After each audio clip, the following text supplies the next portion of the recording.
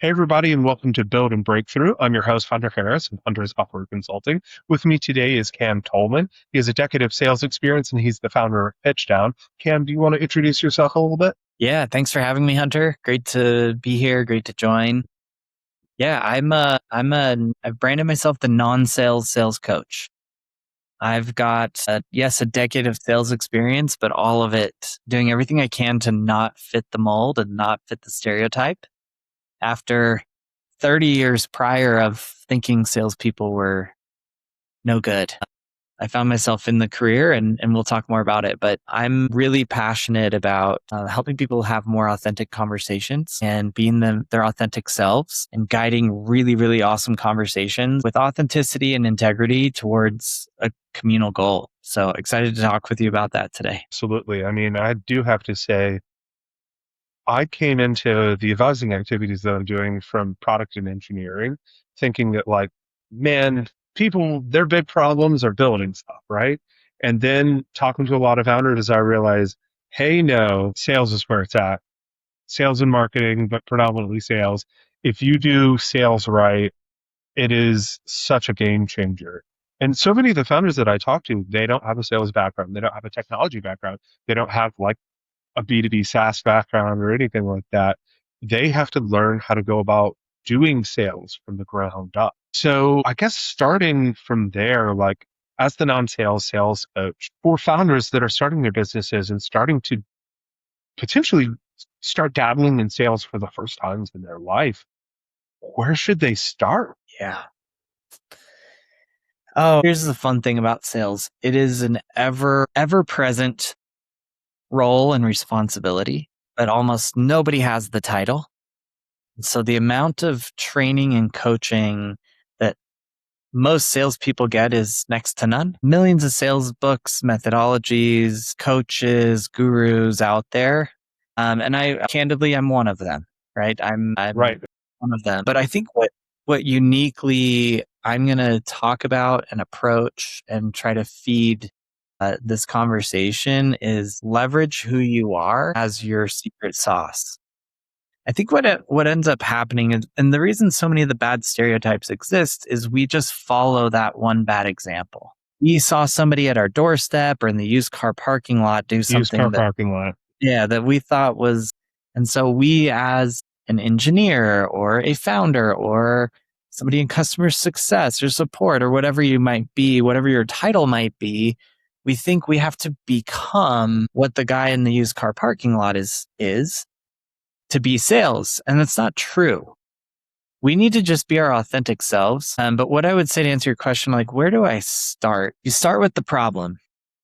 And that goes deep. I could talk for days about that. If you're a founder, what problem did you initially start your business to solve? And when I ask that question, Hunter, it's really interesting. I ask this all the time. I ask, what problem are you set out to solve? Everybody always jumps to their solution. Exactly. We help, we How we help solve it. how we solve it, what we do about it. I don't want you to think about or talk about your solution or your how that makes you unique.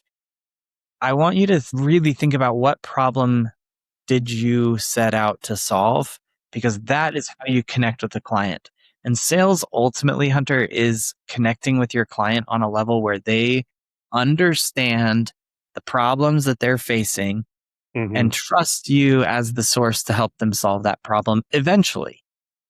But that Exactly. eventually and that later is so critical to setting up a really collaborative and cohesive engagement rather than a pressured, manipulative, persuasive environment that most Hmm.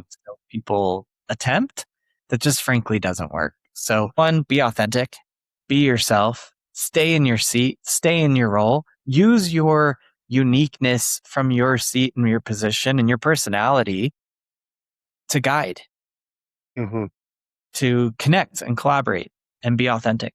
And secondarily, start with the problems first. Why did your company start? Why do you exist?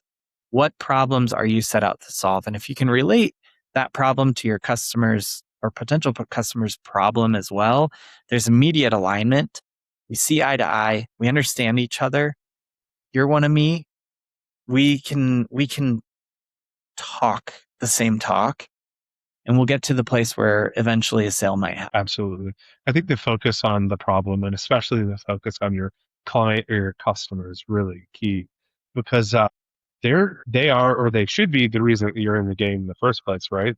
So on that particular through note, one thing that I've noticed that happens pretty frequently, essentially on this theme of focusing on solutions and focusing on how is I see a lot of non-sales founders go deep into essentially build mode, building out a solution to a theoretical problem that may or may not exist. How do you go about kind of like, doing that, like pulling the handbrake, screeching to a halt and accelerating back in the other direction? I can relate. Humility. That's a good answer. Honestly, sometimes the best answer for a founder is stop now, pivot. I write about this quite a bit. There's a bunch of this in my book. We get so set on what we're doing, what we're building, how cool our technology is, In the weeds. in the weeds, and we lose sight of the customer. One Hmm. meeting and one opinion leads to another. And we've slowly deviated down this little fork in the road. And after 6 months or 6 years, like you mentioned, of building down this thought or idea that we had, all of a sudden we're way off course. And I hate to have to give this advice, but I have had to give it to some of the founders I've worked with. We're headed the wrong direction. We're solving a problem that doesn't really exist, or frankly, just isn't urgent enough for somebody to do something about it. And ultimately, sales and the reason companies exist is to solve legitimate problems that are of high priority and high urgency. And if you've taken the wrong direction, nothing worse you could do than invest another 6 years of capital, time, opportunity cost going the wrong way. Now, it's not to say that every time you've taken a wrong turn, all is lost, abandon ship, build a new boat.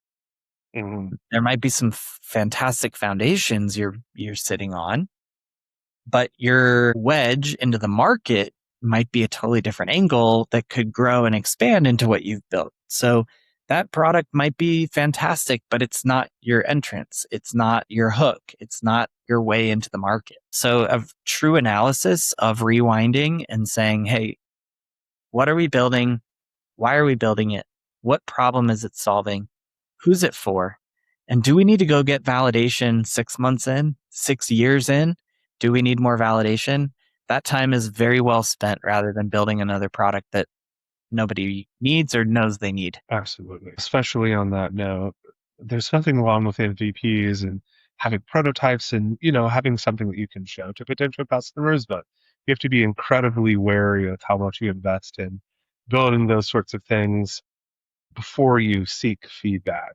So another thing that I see in terms of sales is there's frequently situations where there's a particular customer persona and people start building out towards that customer persona and then they discover other potential customers. Occasionally it's a constellation, occasionally it's adjacent customers. But how do you go about navigating who your real customer is and who you should be catering to? Tough one. I give the advice all the time, and it's a hard one to take on my own. But I will double down on the importance of getting specific, getting narrow. And I'll make a bit of a little tangent here. The ability for everyone in this world to be a generalist right now is creating massive chaos in the market. Anyone can throw whatever they want as an idea into choose your AI of choice, and it can build you a generalist Frankenstein of a product that can do everything for everyone. Hmm. It's critical that you niche down because buying general software requires lift. It requires me to work to make it specific to me, my industry, my space, my talk Hmm. track, whatever it is. I found that the best companies are run by people who are passionate about who they sell to. Absolutely.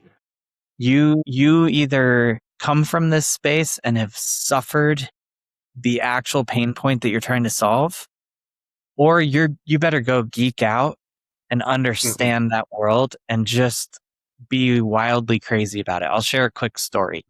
I worked for a software company that was frankly trying to be a bit of everything to everyone. Hmm. They did do a good job of setting the company up by niching each of us into an industry or vertical. I was tasked to go and initiate a new vertical of expansion into all like unnamed verticals at the time. I found a niche in the professional services space. So I was talking to mortgage, real estate, legal, insurance, kind of anything in that professional services realm. My ultimate find was insurance. It was a great fit for our product. There was massive need. There's an underserved space, but I had zero passion for insurance. I mean, as a product, it's not very exciting, but Having worked with insurance software, I feel you. It is yeah, definitely not the most exciting product on the market. right. It's a government mandated purchase, which makes Hmm. it a great product, but a great product to sell, but not super exciting. Long story short, I fell in love with some of the people in the space first. I learned who they were. I learned how they operated, but I knew I needed to go further. I actually purchased the licensure books and I would read them after work as if I was going to go test to become an insurance agent. That was the level of mania, if you want to call it, of obsession, of passion that I really wanted to have for my customers to really understand what have they been through? What do they understand that I don't? How can I become an expert in their space? Because if I can be an expert, I become trusted. We can actually have legitimate, healthy, deep conversations where something fruitful is coming of our time spent together. So, arguably, you either already have the passion and you're deeply rooted and networked into it, or you go geek out and become that expert. Get that network, build it, study for their exams, listen to their podcasts. If you can find that passion, it will be felt by your buyer. And the more you niche down, there's too many generalists. You're going to be seen and appreciated as an expert. If you've tapped a big enough market, there's plenty to go around. Absolutely.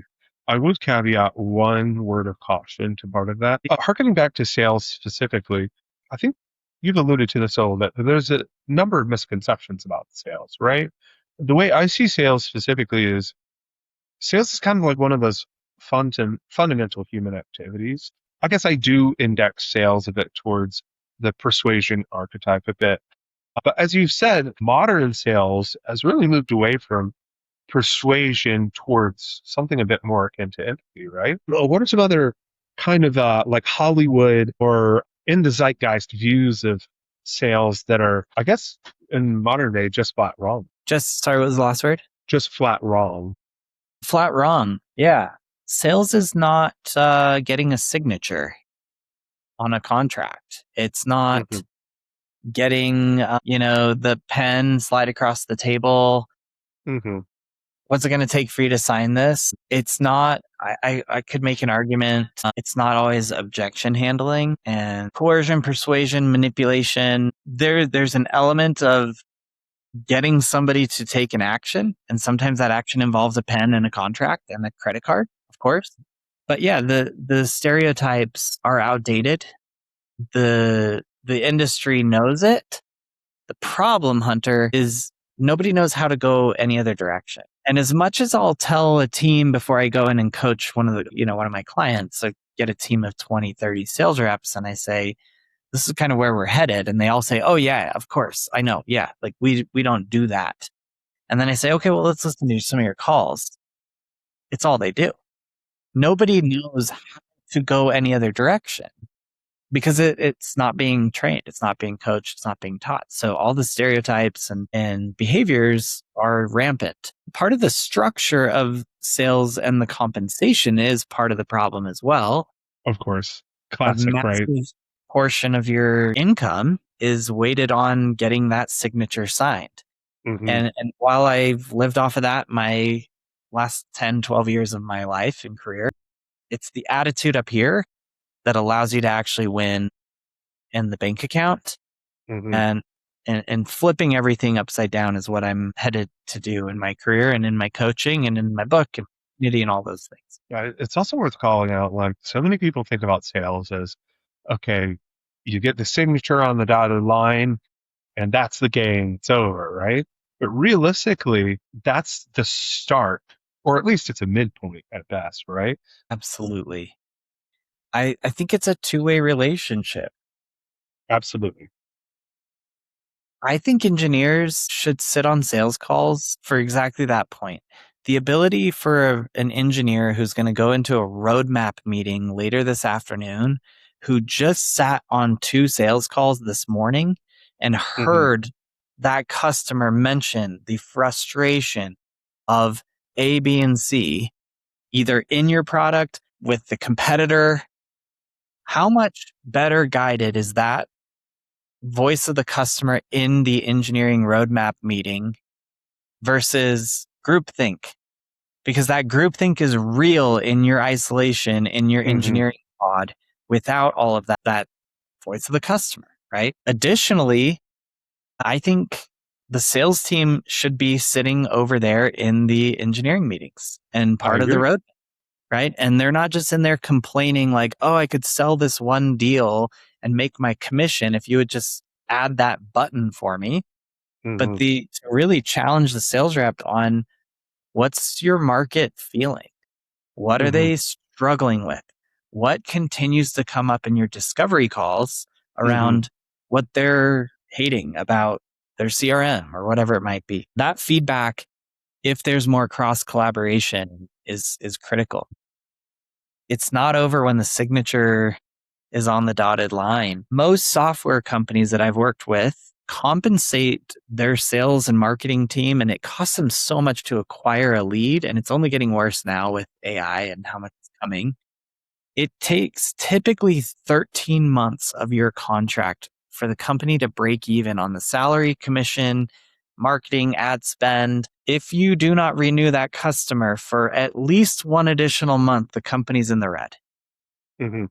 It's an expensive game to play, and you've got to be selling customers the right way that have serious needs, that are excited to stick around for far, far longer than 13 months at least. Absolutely. So you mentioned AI.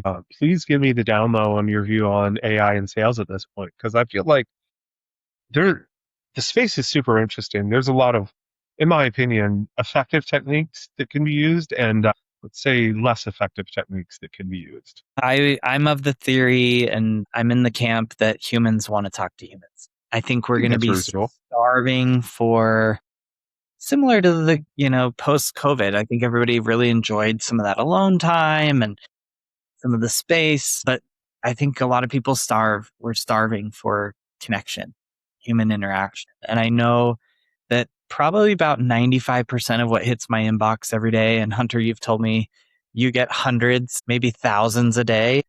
I would venture to say that 95% of that, if not more, is AI slop. It's an automation that's trying to feel human, trying to look personal, but it's not. Do I think we shouldn't use it? No, I think it's a very powerful and effective tool to do some of the mundane tasks, to scrape information, to surface something to me in a very, very efficient way. Fantastic.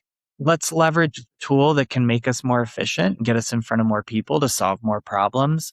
But it's creating noise, and it has become more and more difficult to stand out, to be seen, and to be heard than ever before. It is a loud, loud, loud inbox. And we thought loud a couple years ago. I used to hear people say all the time, your email inbox is your loudest inbox. Well, now you've got to add your LinkedIn inbox, your DMs, like everything is getting just bombarded with noise. And the ability to get someone's attention is just amplified with AI. So sales now becomes far more challenging when you're not seen, you're not heard, and you're not known, because everybody's hammering everybody else. Everybody you're trying to hammer is getting hammered by everybody else with, frankly, the exact same message. Because lastly, Hunter, the competition and the landscape, it's just, we're buried. Everybody can spin up. The barrier to entry to spin up a new software is next to zero. Last thing I'll say here, and then I'll quit this monologue. I was in Vegas at a conference, 5,000 attendees, massive, massive. event. I walked through their 2 trade show floors, exhibit halls. I can't tell you more than 2 booths out of about 250 that did not say blank AI. Hmm. The differentiation, it's a homogeneous trade show floor. One is bigger than the other. One is flashier. One's green and one's blue. One's got a 2-story booth with a speakeasy in it, and the other one's got a, you name it, like a coffee shop in it.